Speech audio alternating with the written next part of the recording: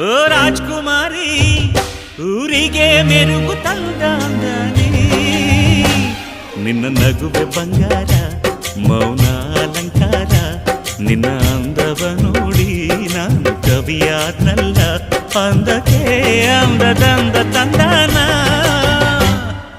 ಅಂದದ ಬೊಂಬೆಗೆ ಗಂಧದ ಶೃಂಗಾರ ಚಂದದ ಬೊಂಬೆಗೆ